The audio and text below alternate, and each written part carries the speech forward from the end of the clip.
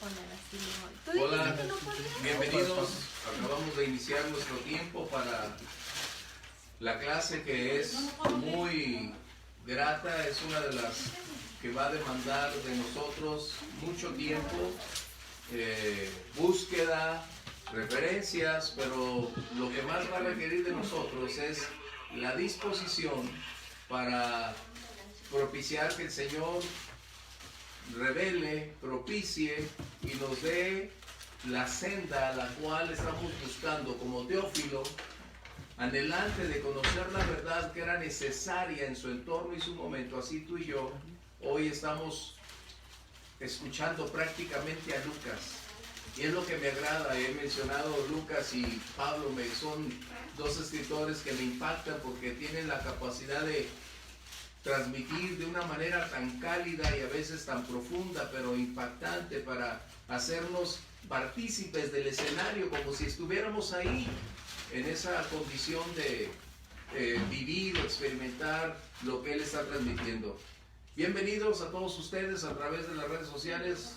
Les damos una calurosa bienvenida, como a quienes hoy presencialmente están con nosotros, y disfrutar este tiempo para buscar, aprender, conocer y caminar con nuestro Dios. Recuerda, no es nuestra habilidad, no es nuestra capacidad.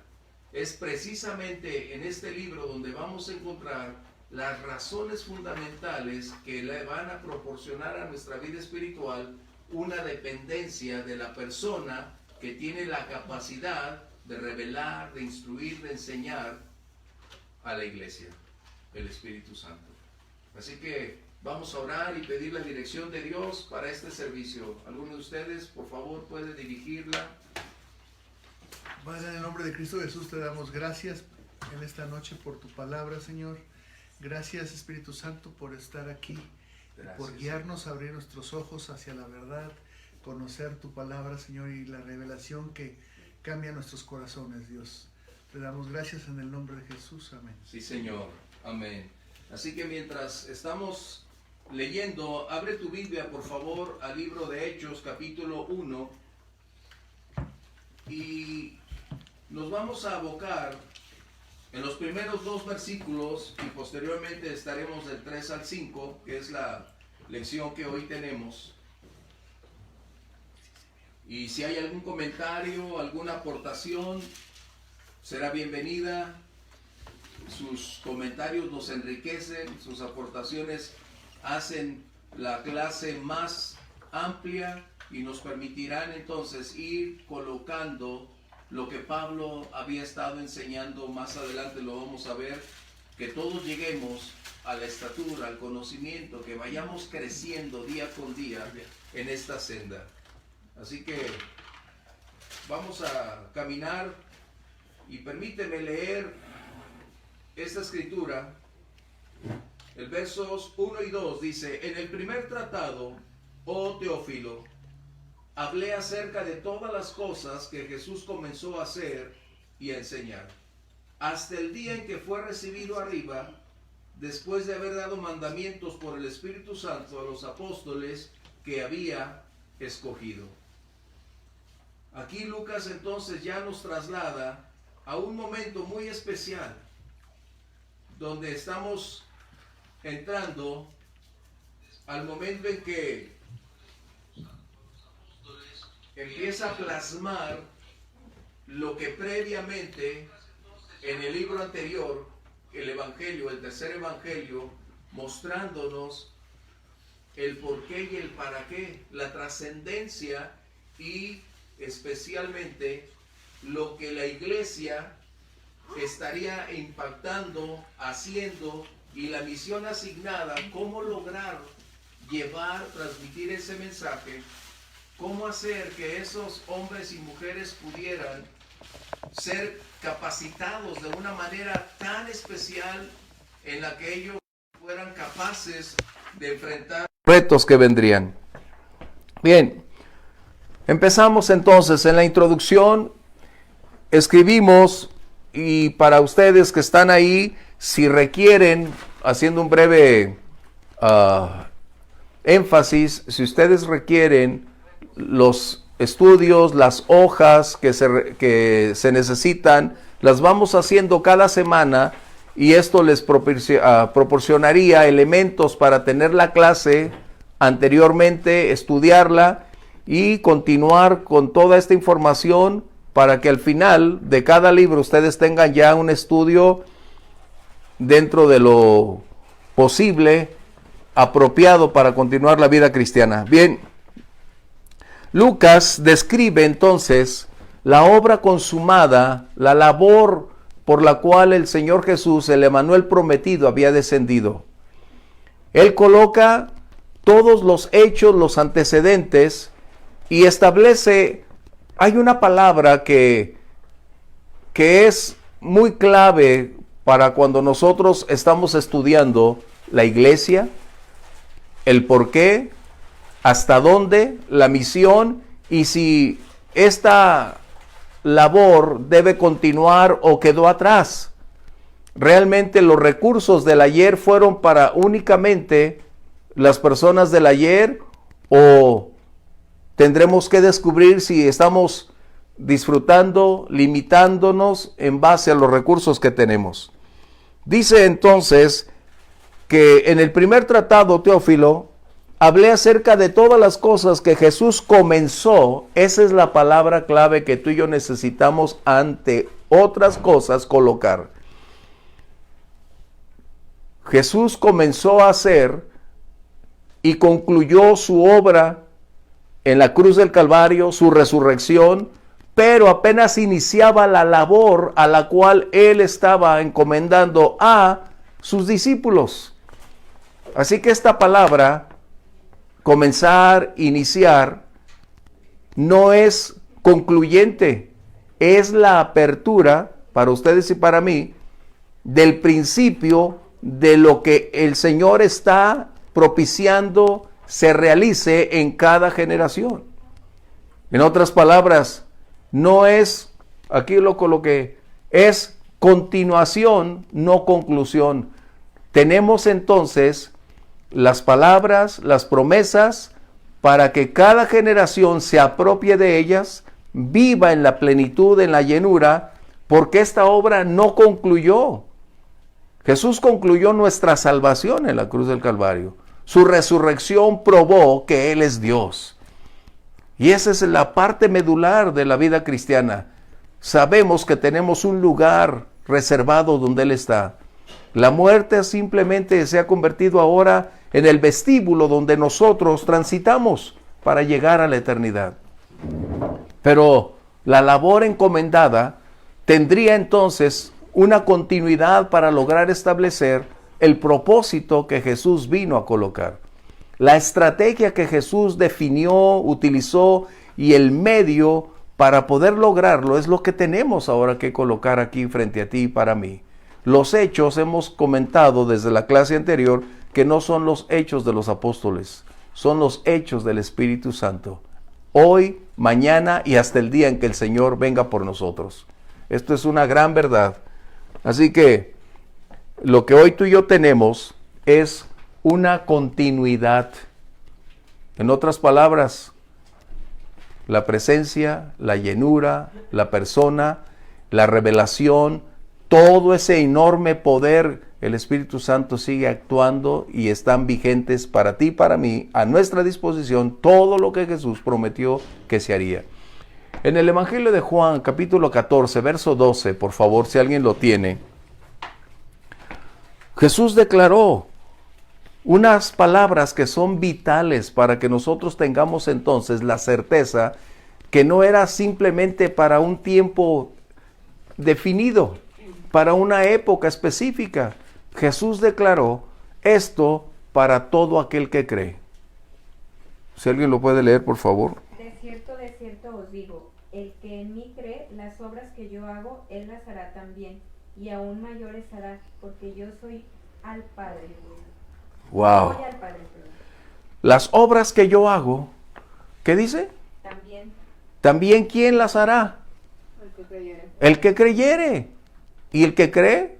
¿Quiénes somos? Tú y yo. Nosotros podemos elegir abstenernos de hacer la obra, pero el poder está disponible. La enseñanza está para todo aquel que cree.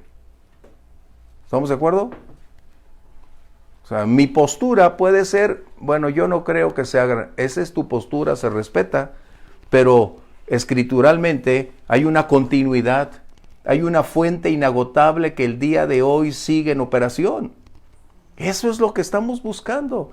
Por eso, tristemente, la iglesia se ha subdividido en una gran cantidad de denominaciones, de renglones, y claro, unos han abusado al extremo, pero por eso la iglesia se ha limitado por tratar de colocar una modernidad desligándose del pasado, cuando el pasado es la fortaleza donde podemos colocarnos para estar de pie frente al vendaval y decir, Dios es bueno. ¿Sí? ¿Comentarios? Verso 1 y 2, él está diciendo lo que Jesús comenzó a hacer y enseñar. De esta manera tenemos un permanente presente. Lucas hace una declaración, o escrituralmente hablando, donde está mostrando una instrucción, una enseñanza dinámica, es decir, con acción, movimiento, no estática, que no tenga un impacto, que no trascienda, no. La palabra de Dios es viva y eficaz.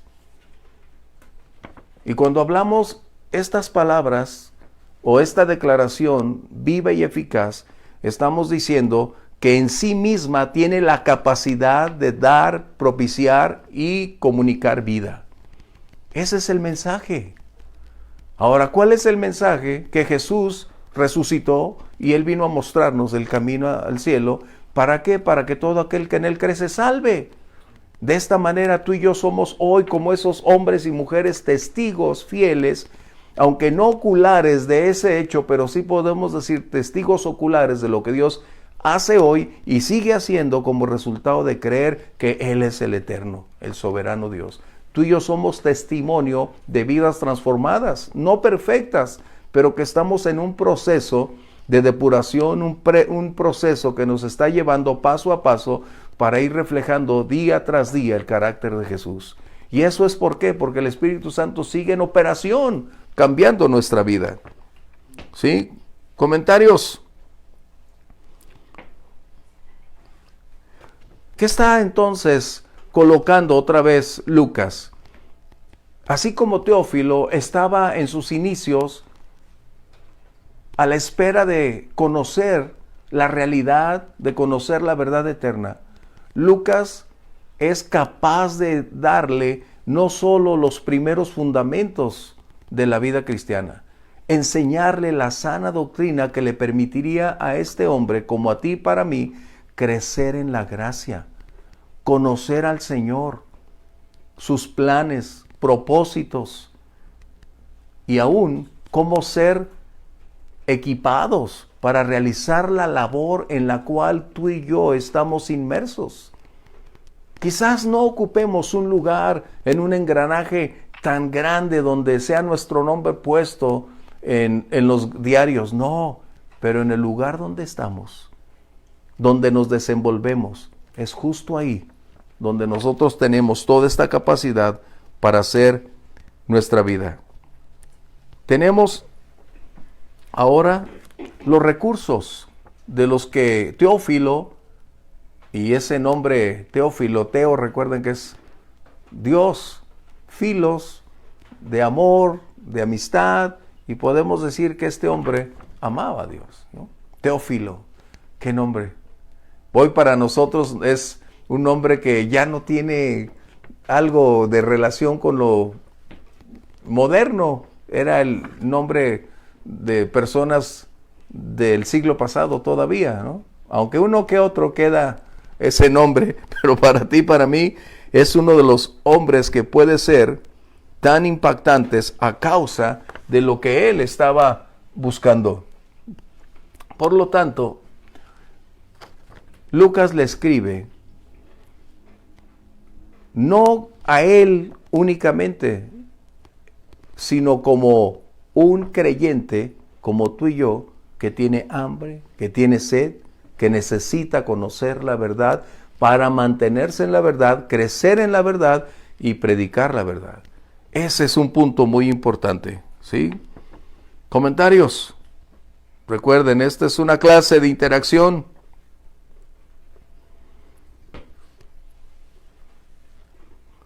Bien. Uno de los temas esenciales de los que no vamos a poder hablar muy poco es que el libro de los Hechos está constantemente hablando de una persona. Está en continua operación, bajo diferentes circunstancias, en tiempo o en ocasiones, y esa persona está realizando el cumplimiento de la estrategia que Jesús determinó para alcanzar al mundo. Es la persona del Espíritu Santo de quien vamos a estar hablando constantemente. ¿Quién es? ¿Qué hace? Porque pareciera ser que hoy la iglesia ha olvidado que la fuente de revelación, de enseñanza, de sabiduría, para equipar y preparar a cada creyente es insubstituible, el Espíritu Santo.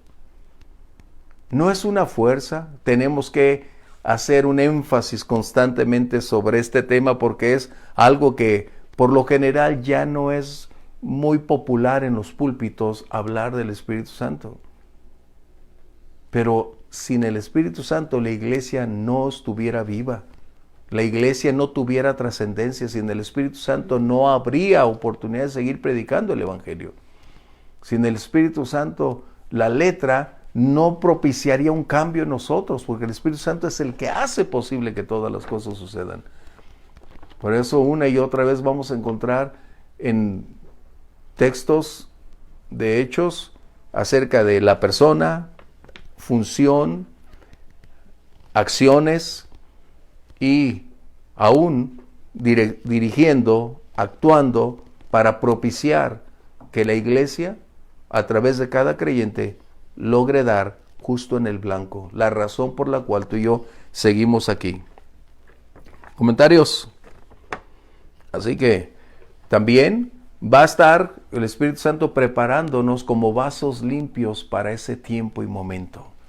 El Señor Jesús había invertido 3 años con sus discípulos, enseñándoles, preparándolos, no solo para entender su momento histórico de conocer físicamente a Jesús. Ese fue el principio para ellos de conocer físicamente a Jesús, de palpar lo que Él estaba haciendo, las cosas que brotaban de sus labios para instruirles, porque cuando Él ya no estuviera, ellos tendrían la labor fundamental de continuar esa labor de anunciar al mundo que Jesús, el Emmanuel prometido, vino al mundo, que Dios cumplió su promesa para que todo aquel que en Él cree no se pierda, mas tenga vida eterna. Eso es importante. Así que vamos entonces a un aspecto muy importante. Jesús, en el libro de Lucas, vamos a verlo, Lucas 4, versos 18 y 19, encontramos una declaración del mismo Jesús, precisamente porque es algo que nosotros hemos perdido. Desde el Antiguo Testamento, el Señor, Dios de los ejércitos, había declarado la fuente de poder, la ilimitada capacidad para servir a Dios y cumplir cada vez que Dios daba una orden. Él había dicho ya, no es con espada ni con ejército, sino con mi espíritu. ¿Recuerdan esa escritura? En otras palabras, no estábamos inventando algo. Si el Señor siglos antes lo había declarado, era porque Jesús tendría también la necesidad de ser investido de la misma fuente, de la misma persona, para cumplir la misión que Dios le había encomendado. ¿Sí? Vamos a Lucas 4, 18 y 19, por favor. El Espíritu del Señor está sobre mí, por cuanto me ha ungido para anunciar buenas nuevas a los pobres. Me ha enviado a proclamar libertad a los cautivos y dar vista a los ciegos, a poner en libertad a los oprimidos, a pregonar el año del favor del Señor. Wow. Esta era la declaración que Jesús hacía para su momento, para anunciar que él ingresaba al servicio del Señor, no por su habilidad, no por su capacidad intelectual, no por llevar una vida recta, sino como resultado de un llamado, de una misión asignada, pero solo esa misión pudiera obtenerse, lograrse, realizarse bajo la presencia, la llenura, el respaldo, la unción del Espíritu Santo. Esto es lo que podemos decir, así como en el Antiguo Testamento, no con fuerza ni con ejército, sino con mi espíritu. Es Zacarías 4:6, creo, ¿no? Y en el Nuevo Testamento esta es su contraparte. Jesús declara que la única manera factible de lograr realizar la labor fundamental de caminar con Dios día tras día es con la presencia, la llenura, la intervención del Espíritu Santo. Esto entonces estaba convirtiéndose en que Jesús estaba mostrando los atributos y aún personificando el carácter que solo el Espíritu Santo puede propiciar en el creyente. Cada vez que Jesús se movía se estaba escribiendo el Nuevo Testamento. Cada vez que él declaraba alguna palabra se estaba registrando, no como un hecho histórico, sino como una verdad continua, permanente para cada generación. Cuando Jesús hacía un milagro, no fue solo para mostrar poder, fue para mostrar que las obras que él estaba realizando pudieran tener una continuidad en las generaciones venideras en la misma medida si nosotros somos llenos, viviendo bajo la llenura, la dirección del Espíritu Santo. ¿Sí? ¿Comentarios? Pues yo creo que más adelante se va a mencionar, pues, pero acabas de decir llenos del Espíritu Santo, y la palabra es una llenura continua, una llenura que no es de una sola vez y para siempre, sino es una continuidad de llenura. Exacto.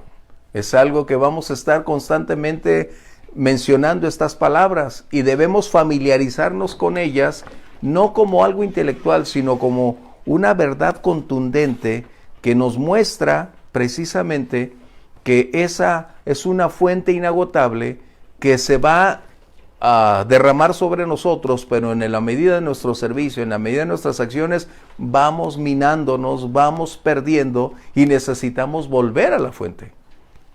¿Sí? Es como cuando tú tienes sed física, sed natural.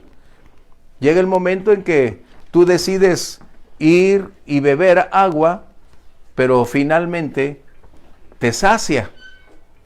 Y te sacia temporalmente. Pero llega el punto en que vuelves a tener sed. Ahí hay hojas para... Gracias, Adrián.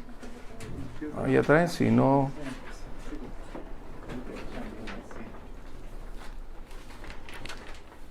Gracias. Por lo tanto, ahora que Jesús no estaba físicamente con ellos, ¿qué irían a hacer los discípulos? ¿Cómo enfrentarían su futuro? Y nos damos cuenta que en algún momento, antes de Pentecostés, se perdieron, se fueron, porque no había algo. Jesús les había declarado, vamos a ver Lucas 24:49, por favor. ¿Ah? He aquí, yo enviaré la promesa de mi Padre sobre vosotros, pero quedaos vosotros en la ciudad de Jerusalén hasta que seáis investidos de poder desde lo alto. Wow. Ellos no estaban esperando algo. Ese es un conflicto que tenemos cuando hablamos del Espíritu Santo. Algunos creen que es una fuerza mística. Algunos creen que es solo un poder. No es algo, es alguien, es una persona que debemos definirla conocerla y honrarla de la misma manera. ¿Estamos bien? Honrarla de la misma manera. Jesús estaba diciendo, ok, me voy a ir, pero ustedes, al igual que yo, necesitan esa fuente inagotable de poder para vivir la vida cristiana. Y esto es lo que estaban esperando estos hombres, ¿sí? Y en algún momento me acuerdo cuando estás leyendo esa frase que Pedro se cansa y dice, bueno, me voy a ir a pescar. Y los demás dicen, ¿a dónde vas, Pedro? Pues ya me voy, vámonos a pescar. Y se van. Y te das cuenta que todavía hay, y no los puedes culpar porque muchas veces nosotros hemos hecho eso y lo seguiremos haciendo. Pero habían escuchado del Señor la frase, quédense ahí. Hasta... ¿Sí? ¿Comentarios? Esto implica entonces que Jesús nunca limitó a los suyos para los siglos venideros. Cuando Él habló estas palabras, es para cada generación en la medida de tu fe.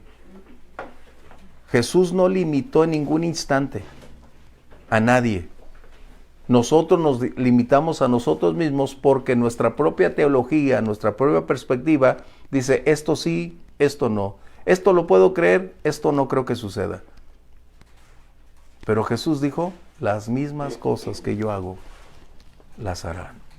Y no porque busquemos las cosas para hacerlas, no. Ya esas cosas están preparadas de antemano si nosotros vivimos en esa posición de caminar. Cuando abrimos el corazón, nos rendimos a la presencia de la persona del Espíritu Santo, entonces las cosas van a suceder. ¿Sí? ¿Estamos bien? ¿Comentarios? Yo creo que más que teología y todo lo demás es comodidad, porque yo creo que sabemos que si hacemos lo que Dios quiere nos va a incomodar y no queremos ser. Bueno, pues ellos eran los apóstoles, como si fueran supermanes, y no, Gracias. O sea, era, ¿qué hacían? Pues era orar, era en su vida diaria Dios los colocara el Espíritu en el momento, ¿no? Como cuando iban a orar, que era Pedro y que se encuentran a que les pide que les, pues dinero no traigo, pero Sí.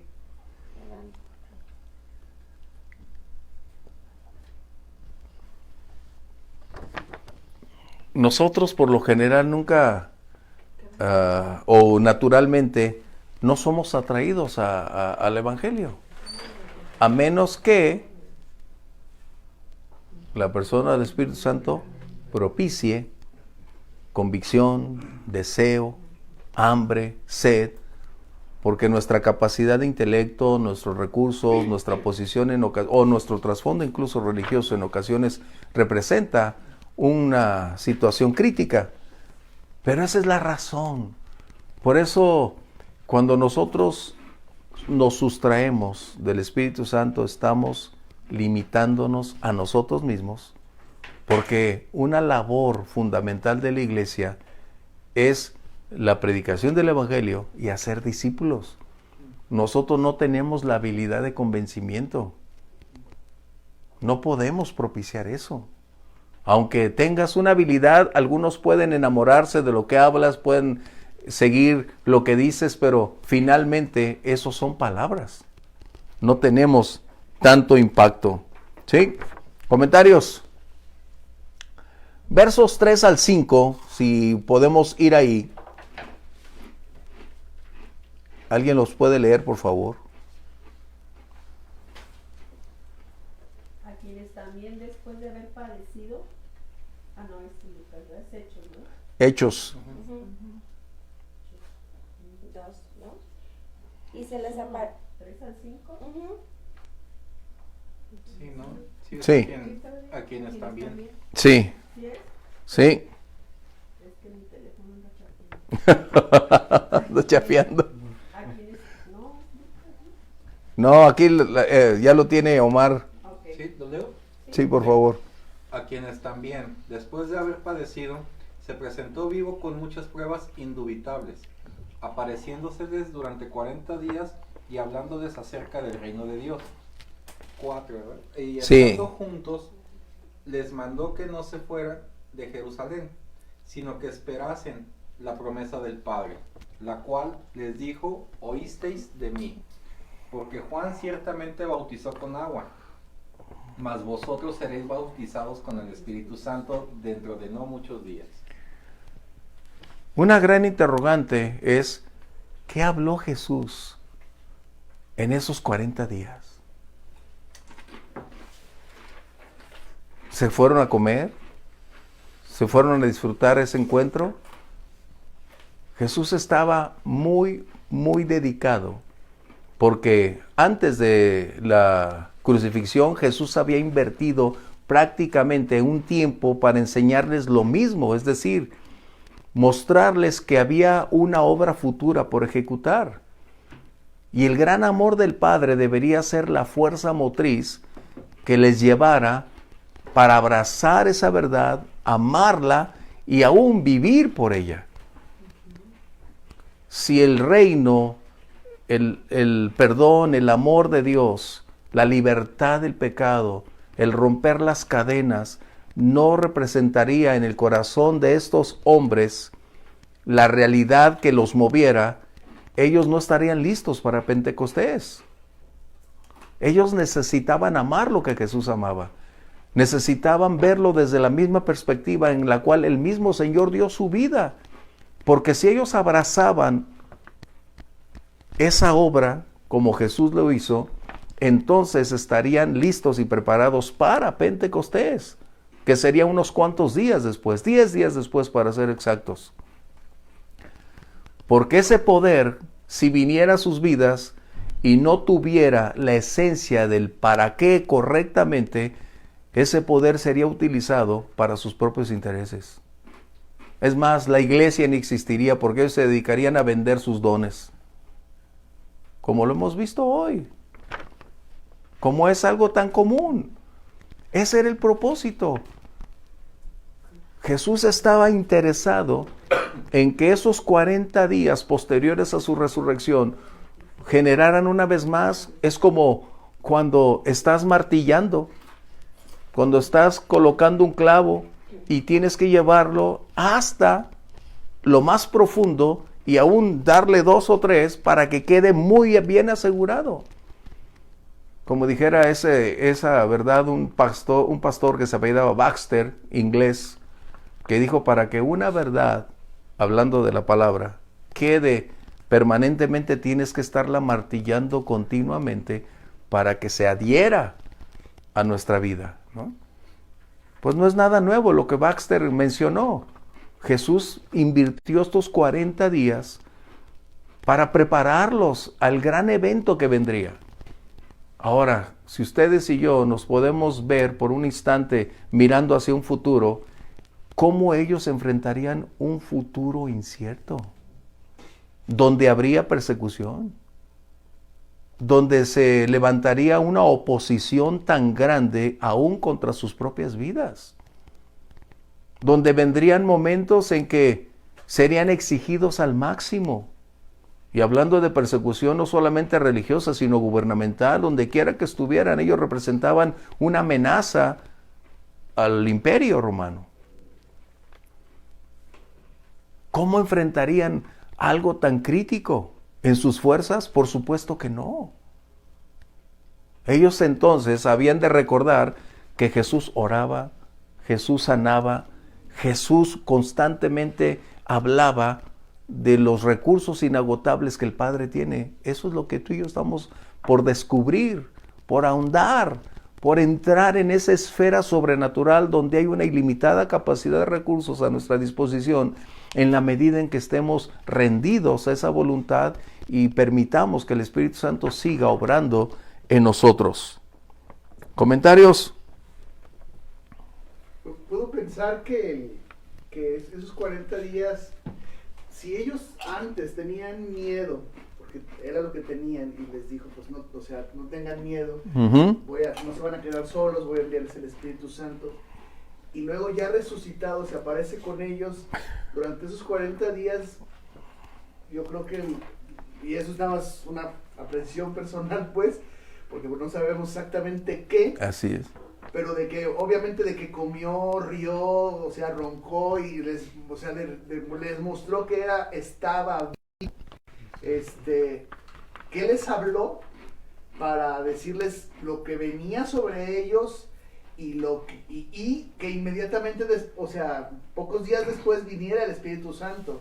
Entonces, ¿cuánto miedo, con cuánto cargas se quedaron ellos de lo que vendría y del trabajo por hacer y de lo que les mostró? Porque dice que les habló del reino. Sí. Y todo lo que representaba el reino, y el reino el reino es violencia, el reino es edificación, el reino es sanidad, el reino es, tantas cosas, pues, qué grueso, esos 40 días. ¿Cómo quedaban sus corazones que tenía que venir luego el Espíritu Santo para avivar lo que estaba ahí ya puesto, ¿no? Era casi como darles el resumen de la carrera completa y decirles, órale, la práctica, pero van como van, muchachos, ¿no? Sin lugar a dudas, cuando yo lo medito y digo, les habló del reino, ¿cuál era y Jesús está utilizando precisamente no solo el gobierno al cual los judíos esperaban, ¿no? Aún ni el mesiánico, está implicando también donde cada vida es rendida al Señor y donde somos parte de Él, donde el carácter de Dios se refleja, donde viene esa libertad. Pero dices, 40 días de inversión, se sentó con ellos, comió efectivamente, se deleitó, pero su interés principal fue prepararlos para ese inmediato futuro donde ellos tendrían la responsabilidad de seguir el ejemplo de Jesús. ¿Cómo hacerlo? ¿Cómo puedes entrar al reino? Esa es la pregunta. ¿Cómo puedes formar parte? Y Jesús anticipadamente en el libro de Juan, en aquella plática con Nicodemo, lo establece. Vamos al capítulo 3 de Juan, por favor, y los versos 3 al 6. Porque cuando Pablo es llevado preso, y después de haberlo golpeado, después de haberle censurado sus derechos, se dan cuenta de que es ciudadano romano y dicen, wow, nos metimos en un problema. El derecho romano establece que no puedes colocar a nadie en la cárcel sin antes previamente, porque la presunción de inocencia ahí era real. Aquí, hoy no, ¿verdad? Pero ahí sí. Ahí la presunción de inocencia, ahí era real. Por eso es que hasta el día de hoy se llama derecho romano, porque ahí fue fundamentado. Y cuando le dicen a Pablo, pues mira, te abrimos las puertas de la cárcel, vete. No, mis derechos constitucionales establecen que no pueden ni meterme a la cárcel, ni golpearme, sin antes estar presente con un juez y dicte la sentencia. Y estaban asustados. Y de manera natural, el que está en la cárcel quiere salir. ¿Sí? Bueno, normalmente, ¿no? Pero de manera antinatural dice, no, usando estas herramientas, pero dirigido por el Espíritu Santo para propiciar lo que vendría, ¿no? Sí, claro.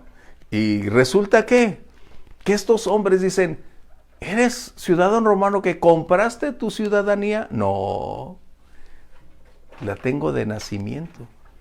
Y ellos dicen, que a nosotros nos costó muchísimo dinero. Eso es lo que vamos. Para entrar al reino no es a través de obras, no es a través de favores o de invertir y comprar un lugar. No, esto no se compra. Es lo que precisamente tenemos que retirar. Hemos sido instruidos desde niños que nadie da nada por nada, que todo tiene un precio, todo tiene un costo. Y efectivamente, hubo un alto precio a pagar que nunca jamás se volverá a repetir, y fue un precio de sangre, fue una vida que se rindió. Pero para poder formar parte de este reino, vamos a leer lo que Jesús le dijo a Nicodemo. Por favor. Juan 3, versos 3 al 6. Respondió Jesús y le dijo, de cierto te digo, que el que no naciere de nuevo no puede ver el reino de Dios. Nicodemo le dijo, ¿cómo puede un hombre nacer siendo viejo? ¿Puede acaso entrar por segunda vez en el vientre de su madre y nacer? Respondió Jesús, de cierto te digo, que el que no naciere de agua y del Espíritu no puede entrar en el reino de Dios. Esta es la declaración de Jesús acerca de este contexto. Lo que es nacido de la carne, carne es, y lo que es nacido del Espíritu, Espíritu es. Esa es la parte fundamental. Lo natural seguirá siendo natural. Por eso es que esta carne, cuando tú y yo creímos en el Señor, esta carne no fue redimida. Su tendencia natural continúa ahí. Ahora sí que su esencia natural es lo mismo. Lo que ha cambiado es lo que internamente el Señor ha propiciado en ti y en mí. Y nos ha brindado entonces los recursos para ir tratando de superar los impulsos, las inclinaciones de esta carne con el Espíritu Santo para contrarrestar esos embates, y vamos en un proceso constante, creciente. Pero es lo que estaba diciéndole a Nicodemo. Ahora recuerden, Jesús estaba hablando con el mayor o con la autoridad máxima en la ciencia religiosa de Israel. No se encontraba ante una persona como yo, indocta, limitado. Se encontraba con el maestro de la nación. ¿Te puedes percatar? No el maestro del pueblo. Era la autoridad máxima de la nación, incrustado en la autoridad misma. Así que cuando Jesús le explica, recordemos, Nicodemo, al igual que Pablo, conocían la ley. Su gran capacidad intelectual los había llevado a ascender esos puestos. Su jerarquía no era otorgada por un favoritismo, es porque su vida adherida a la religiosidad, a la práctica de lo que creían, al celo formativo que se les había colocado, era su estandarte. Por eso habían alcanzado ese nivel. Pero nos damos cuenta que la capacidad intelectual, el conocimiento teológico, sin la revelación del Espíritu Santo, es nulo. ¿Estamos bien? Pues yo creo que, pensando ahorita, la primera parte que la dificultad más grande que tuvieron era conformar una iglesia. O sea, porque es conformar una iglesia con los mismos judíos. O sea, yo no me puedo imaginar que en Jerusalén pues ya había griegos, egipcios, sirios. O sea, van a conformar una iglesia que se va a llamar la judeocristiana en un momento dado, porque los primeros van a ser judíos. Entonces, quitar esa parte del legalismo con el que venían acostumbrándose estaba con una parte muy difícil. Y solamente puede ser realizado por obra del Espíritu Santo. O sea, no puede ser. Segunda situación, vamos a los contextos históricos. Para que los gentiles pudieran entrar ahí, yo me acuerdo que pues tiene que regresar Pablo y exigirle a Pedro, oye Pedro, pues la estás regando, ¿no? Los gentiles también no se quieren circuncidar, ¿no? Sí. Entonces existe el levantamiento de los celotes contra Roma, y van a quitar el templo de Jerusalén, y va a haber una diáspora. Entonces en esa diáspora, o sea, lo que es la voluntad divina, o sea, si no hubiera existido esa diáspora, probablemente no hubiera existido la iglesia, pienso yo, o hubiera sido muy difícil de poderse mantener sin los dogmas y legalismo que imponían los judíos. Porque si leemos bien las escrituras, pues Cristo viene a salvar al pueblo judío, y nosotros vamos a ser insertados ahí por la transgresión de ellos. Entonces, son cosas que solamente se pueden manejar por la providencia o por la voluntad divina, que de veras no hubieran sucedido, pues. Ese es el punto. Para poder entender todo este contexto, incluyendo, recuerden, Pedro tenía una firmeza teológica de que los judíos eran y solamente ellos. Tuvo que el Señor mostrarle en el capítulo 10 de cómo aquella, ¿cómo llamarlo? Aquella sábana que descendió para mostrarle, que le dijo, mata y come. No, Señor, ¿cómo? Pero el Señor le estaba mostrando eso. Lo importante es que los judíos eran monoteístas, Sí pero es. nada más para el pueblo judío. O sea, y el cristiano ya era monoteísta, pero universal. O sea, ya podía integrarse cualquier persona que fuera para ellos gentil. Entonces, eso era lo que le afectaba a Roma. Porque Roma lo que quería era que el César lo tuvieran como Dios. Era un Dios emperador y se le respetara. Entonces, esa fue la afectación real por lo que Roma empieza a perseguir a los cristianos en un momento. En el siglo IV, cuando ya empieza de ahí en adelante la persecución a gran escala, aunque siempre la hubo desde sus inicios, ¿no? Con Constantino en el 4, pues ya se va a liar. Sí. Estado, pues, pero sí, todo Sí viene toda esa situación. Ahora, ¿cuál era el punto? Recuerde, nosotros estábamos dentro del corazón de Dios desde el principio. Pero el propósito era que los judíos tuvieran que aceptar al Mesías y a través del Mesías entonces ellos comunicar el mensaje que siempre fue el propósito de Dios. Pero el rechazo del Mesías es lo que hablábamos parte de la semana pasada, la clase anterior, cuando el Señor no tiene limitantes para decir, vamos adelante. Ahora, el judaísmo se estaba convirtiendo en una situación muy pequeña, hablando de una religión que estaba prácticamente convirtiéndose en una, ¿cómo llamarla? Un canon. En un canon, sí, aunque también como un círculo muy pequeño, que en realidad eso nunca fue el propósito de Dios. Por eso en el libro de Mateo, en el último capítulo, cuando Jesús les dice, por lo tanto, después de esta resurrección, vayan ustedes y prediquen el evangelio, hagan discípulos, y les dice dónde iniciar y hasta dónde deberían ir. Iniciando en Jerusalén y así hasta el fin de la tierra. En otras palabras, el propósito era alcanzar al mundo, como dice la Biblia, que la voluntad de Dios es que nadie se pierda. Que todos. En algo doméstico y localista. Eso se estaba volviendo, ¿no? Y por eso cuando Jesús estaba hablando, cuando dice acerca del vino nuevo en odres nuevos, también estaba dando ya por vetusco ese pacto que los judíos habían abrazado creyendo que eran los únicos, cuando en realidad ciertamente fueron escogidos, pero no significaba que Dios no tuviera también a otros para insertarlos como a ti y a mí. ¿Sí? Entonces, regresando, gracias por sus aportaciones, resulta que esos 40 días colocaron sin lugar a dudas a estos hombres bajo la perspectiva de qué será mañana. ¿Qué haremos para cumplir la misión que nos ha sido asignada? ¿Cómo lograremos hacerlo? Y a veces nosotros estamos de igual manera. ¿Cómo lograr cambiar? ¿De qué manera lo puedo hacer? Pero se nos olvida que Jesús previamente había prometido recursos inagotables para hacer la obra.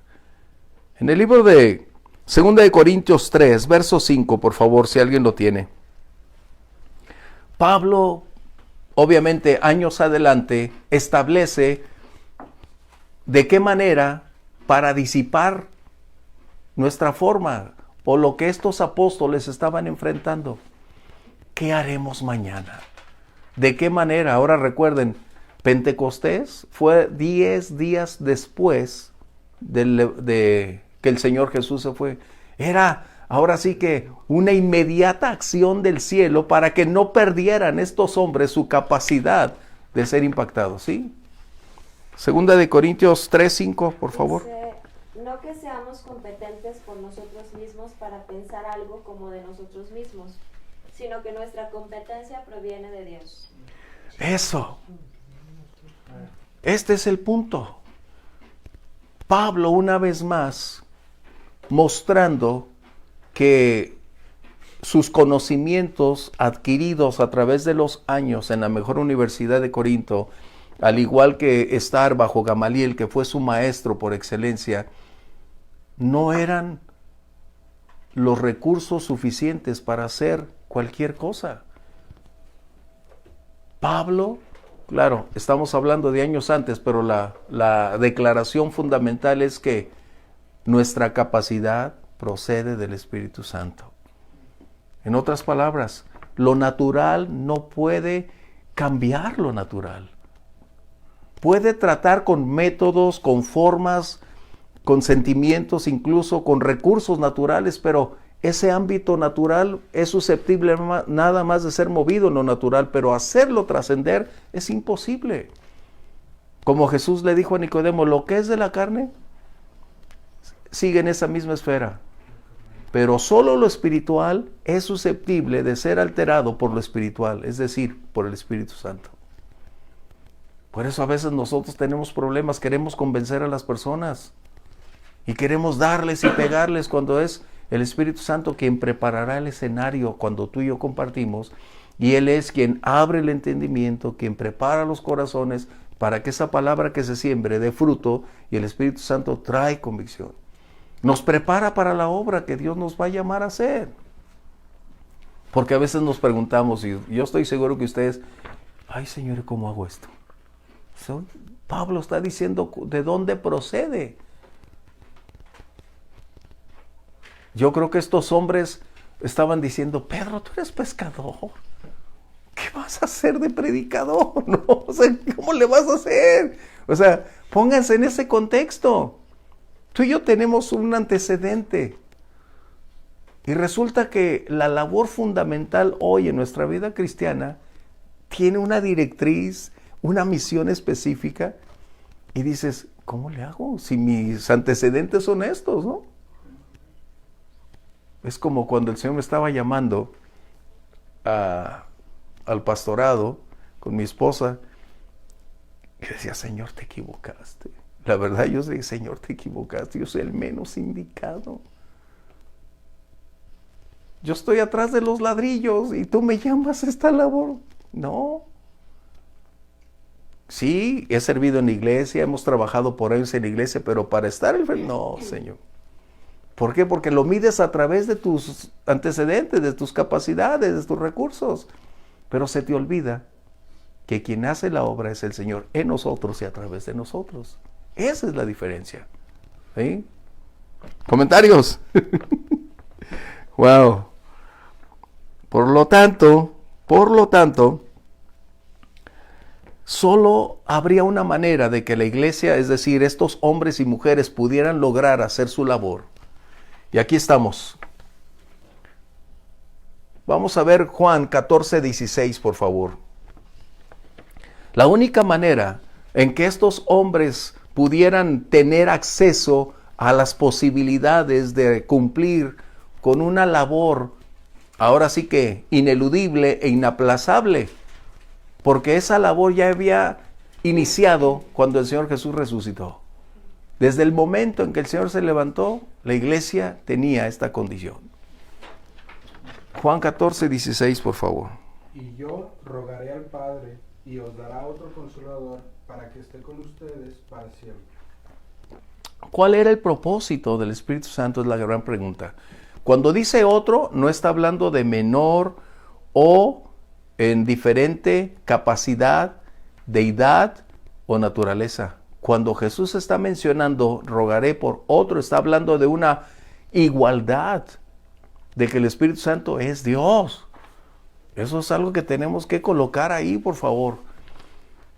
Porque a veces nosotros utilizamos, como decíamos en la clase anterior, cuando decíamos la iglesia primitiva, pero cuando das el correcto significado, es decir, la iglesia primitiva, que era tremenda, poderosa, es otra cosa.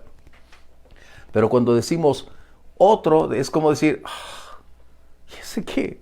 Bueno, Jesús está mencionando que nunca estaríamos solos. O en otras palabras, que sus discípulos estarían con la tercera persona de la deidad para fortalecer, ayudar y seguir adelante. Porque Él conoce nuestra debilidad. Exactamente. Y si diciéndoles, espérate aquí y se van a pescar, ahora imagínense sabiendo que ya no va a venir. Bueno, Ahora, ¿cómo enfrentarían esa obra? O sea, ¿cómo lograrían hacerla? Esa es la pregunta. Y sin lugar a dudas tú y yo nos preguntamos lo mismo. Si el Señor nos propone hacer algo ¿y cómo lo va a hacer, Señor? O sea, yo llego hasta aquí, pero ya no tengo capacidades. El Señor nunca nos va a pedir hacer algo que Él previamente no ha colocado los recursos para que lo logremos. ¿Estamos de acuerdo? Voy a decirlo, el Señor nunca te va a pedir hacer algo que previamente no ha colocado los recursos para que tú lo puedas llevar a cabo. Nunca. ¿Sí? Aunque parece crítico, pero eso es cierto. ¿Sí? Ok. Dice aquí, y me agrada, ¿no? Que los discípulos empiezan a tener esa vida mirando hacia ese futuro inmediato con las promesas del Señor y preguntándose qué vamos a hacer. Y hay una palabra que estamos encontrando ahí que dice que algo que se había declarado y Jesús dijo que serían bautizados con el Espíritu Santo. Esto es algo que necesitamos retomar porque va a ser fundamental en el transcurso de estos estudios y es un tema de discusión en algunos círculos cristianos porque se considera que es irrelevante, que no es algo contundente, pero tenemos una necesidad que colocar. Esto primero ya se había anticipado. Por ejemplo, Juan el Bautista en Marcos 1:8 y en casi todos los evangelios dice, porque viene alguien detrás de mí que los bautizará con Espíritu Santo. Quiere decir entonces que el bautizo o el bautismo es algo real. Vamos a encontrar algunos textos y así brevemente. Hay 4 textos hablando proféticamente para un futuro inmediato, entre ellos los del Bautista. El Señor Jesús también lo está mencionando como una palabra profética para unos días venideros. ¿Sí? Pero ¿cuál era el punto? ¿Qué es el bautismo? Esa es otra pregunta que tenemos nosotros que disipar. ¿Seremos igual que en el agua? ¿O de qué? ¿O cómo? ¿De qué manera? Bueno, la palabra en griego, bautizo, es baptizo. Y por lo general, en el griego, tenemos a veces solo la conclusión de que es sumergir, estar bajo totalmente líquido. Pero en el contexto más amplio, cuando ustedes vayan a ver en el diccionario griego, es el 907 y el 911 es bapto, van a darse cuenta que también tiene una connotación o una implicación que quizás no le dimos el valor requerido y nos quedamos con la palabra decir bautismo únicamente, que era sumergir. Y aunque en el Espíritu Santo podemos tener esa implicación, que es algo real, cuando viene, nos inunda y nos llena, y hay algo que esta palabra está ahí, abrumar. No abrumar de desesperación, no abrumar de no saber qué hacer, no. La connotación en la palabra griega es inundar completamente el ser, desde ahora sí que tu cabeza hasta la planta de los pies, en tu espíritu, tu alma, tu mente, tu corazón, todo tu ser es lo que hará. Ese bautismo es lo que está diciendo el Espíritu Santo. Esa palabra también se usaba para cuando se tiñe una tela.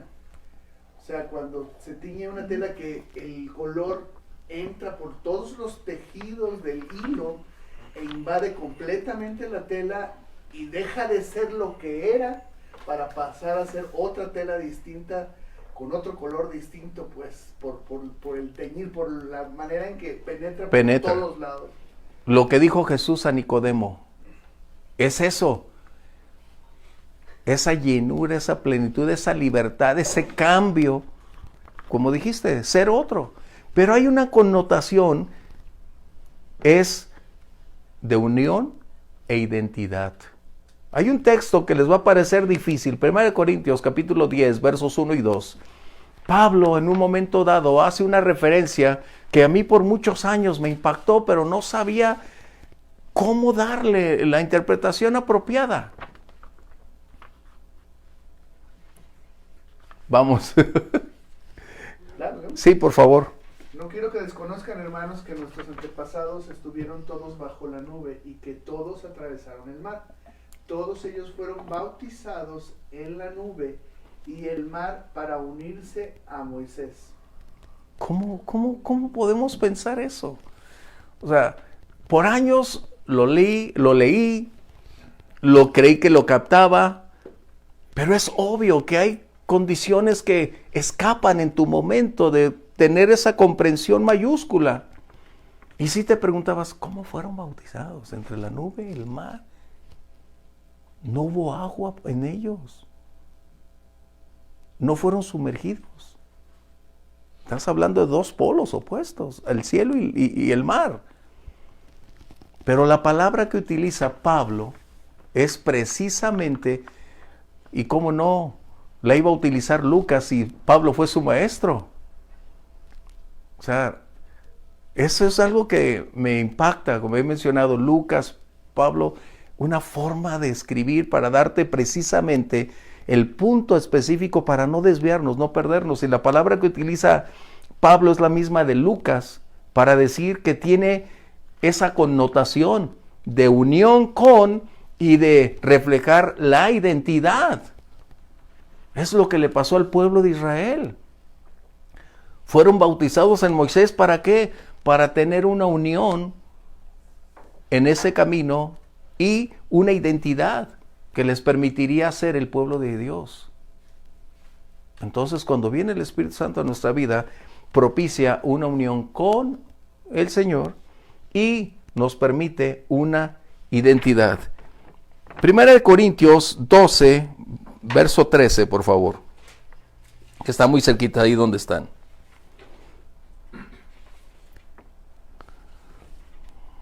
Porque por un solo espíritu fuimos todos bautizados en un cuerpo, sean judíos o griegos, sean esclavos o libres, y a todos se nos dio a beber de un mismo espíritu. Este es la unión e identidad. Cuando viene el Espíritu Santo dejamos de ser quien éramos para ahora formar parte de el cuerpo que es la iglesia, que somos una familia. Tenemos una misma identidad, es lo que está diciendo. Como dijera en otra escritura, una fe, un bautismo, un Señor. ¿Estamos de acuerdo? Entonces, no es nada místico. No estamos hablando de algo que, fui bautizado con el Espíritu Santo. ¡Ah! ¿Dónde fue? Ayúdame para ir a ese lugar. No. Es la conversión cuando esto acontece. ¿Vamos bien? Ya estaremos hablando más adelante, pero estamos entrando en el primer punto donde nuestra vida espiritual va a adquirir, ahora sí que, la plenitud, la directriz y las razones fundamentales del por qué necesitamos, al igual que esos discípulos, la llenura, la plenitud, el bautismo del Espíritu Santo. ¿Sí? ¿Aportaciones?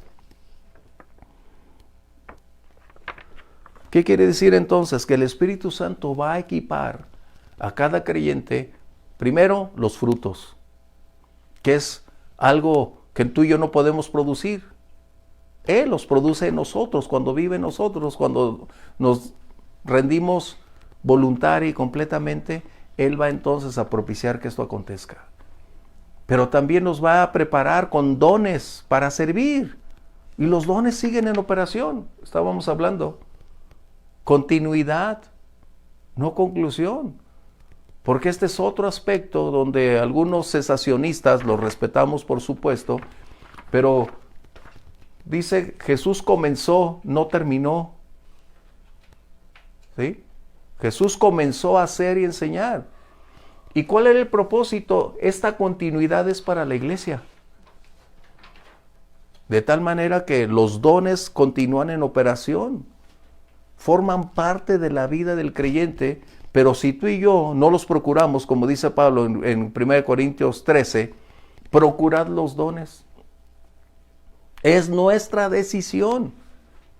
¡Qué tremendo! Aún ahí tenemos la capacidad de elegir y nosotros vamos a determinar hasta qué nivel espiritual queremos alcanzar, puesto que están disponibles para nosotros. Por eso Pablo dice, porque no quiero, hermanos, que ignoréis. ¿Por qué? Porque esta área específicamente de la vida espiritual es imprescindible. Tú y yo podemos durar días sin comer, pero días sin el Espíritu Santo es morirnos espiritualmente hablando. De verdad.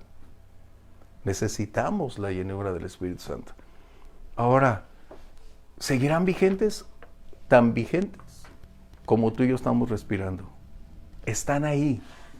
Y el Espíritu Santo respaldará con milagros, con sanidades, pero necesitamos estar conscientes que Él sigue obrando, operando, accionando el día de hoy.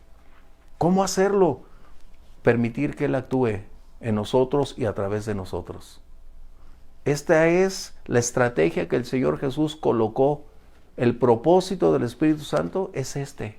Y nos va a ir llevando, como leemos Hechos, vamos a descubrir un ilimitado panorama de posibilidades de dónde, cómo y en qué maneras Él actúa.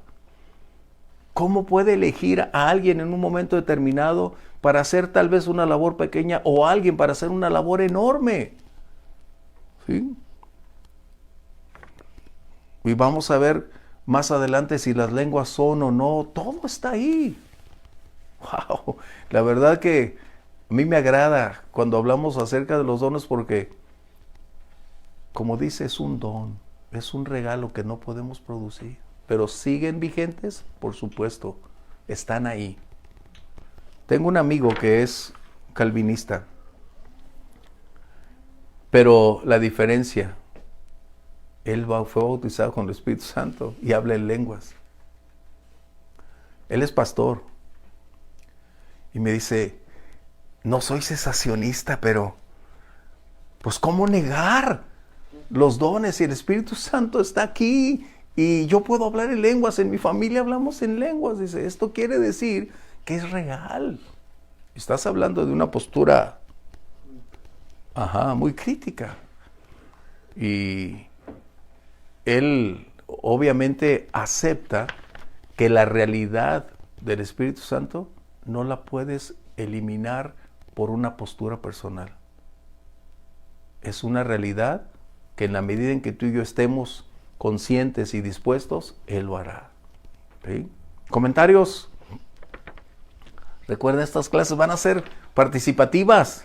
Ayúdenos. Que ya es hora, pero lo más importante del libro de los Hechos va a ser que nosotros tratemos de poner en práctica lo que vamos a ver. ¿Estamos bien? Eso es lo que... ¿Ah? Y esto, el bautizo, fue lo mejor que nos pudo haber pasado o nos va a poder pasar. ¿Ok? Entonces ya vimos, unión e identidad tiene una evidencia contundente.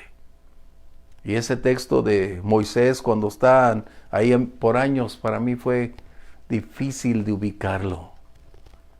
Pero cuando viene esa revelación dices, wow, esto es lo que nos une al Señor, lo que nos da identidad. ¿Sí? El Espíritu Santo en nosotros hace la diferencia. ¿Sí? ¿Hasta aquí? ¿Estamos bien? ¿Concluimos? Gracias, Dios. ¿No hubo preguntas de los hermanos? Saludos, bueno, a todos aquellos que estuvieron con nosotros presentes. Les reiteramos, si tienen necesidad de recibir toda la información de la clase, por favor comuníquese con nosotros para hacérselas posible llegar, o pónganse de acuerdo con Jorge Michel, por favor, y él les hará llegar todo el complemento de los estudios que tenemos. Rosalía pone que te alegra escuchar hablar de la persona del Espíritu Santo, su palabra, y que siga siendo la guía y el centro Gracias. Pues vamos a dar gracias. Les invito a orar. Ahora sí que alguno de ustedes, por favor, dirija la oración de despedida, de gratitud. Padre, te agradecemos, Señor, por tu maravillosa presencia, Padre, por este Gracias. deseo ferviente que has puesto en nosotros. Gracias, aquí, Padre. Señor, como los que se conectan, Señor, en el Te momento, agradecemos. Señor, de la enseñanza, Padre. Tenemos hambre y sed de tu Espíritu, Señor. Ayúdanos. Anhelamos, Señor Padre Ayúdanos, Celestial, Dios, Señor, que tú te muevas, Señor, para con los dones continuar a través de adelante nosotros, ese oh Padre, bautismo, que cada para día nos propiciar guíes, ese Señor, mi cambio, Dios. esa No queremos transformación. vivir el día, Señor, oh Padre, de la misma manera que el día anterior, sino siendo guiados por ti, Señor, Sí, oh Padre, Señor. para poder compartir, Señor, a las personas con las que nos encontremos en el día, Señor, Gracias. cómo conducirnos, Cuánto cómo mostrarles tu anhelamos, amor, tu misericordia, como estos Señor, hombres, Padre ser precioso. llenos. Te pedimos, ser Señor, llenos. Padre, que tu palabra, Señor, siga alumbrando nuestros pasos, siga recordándonos, mi Dios, oh Padre, cuál es tu voluntad, Señor. Saber, Señor, que lo más maravilloso es poner nuestra esperanza, Señor, mi Dios, en lo eterno. Gracias. Ayúdanos, Señor, y permítenos, Señor, servirte con eficacia cada día. En la el llenura, nombre en de el Jesús. poder del Espíritu Santo. Amén. Amén. Dios los bendiga. Bendiciones.